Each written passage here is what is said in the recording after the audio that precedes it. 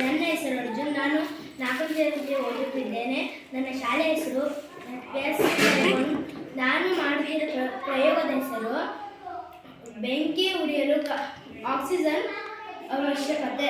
ಇದಕ್ಕೆ ಬೇಕಾಗುವ ಸಾಮಗ್ರಿಗಳು: ಒಂದು ಲೋಟ, ಒಂದು ಮೇಣದ ಬತ್ತಿ, ಒಂದು ಮ್ಯಾಚ್ ಬಾಕ್ಸ್.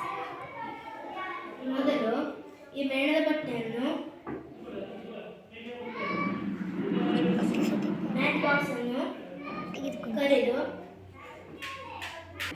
ಮ್ಯಾಚ್ ಬಾಕ್ಸ್ ಇಂದ ಬೆಂಕಿಗೆ ಮೇಣದ ಬತ್ತಿಗೆ ಬೆಂಕಿ ಉರಿಸುತ್ತೇನೆ.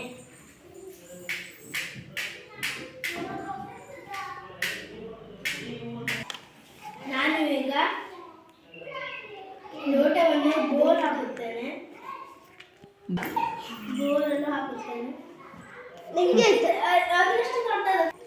ನಾನು ಹೀಗೆ ಬೋಲನ್ನು ಹಾಕುತ್ತೇನೆ.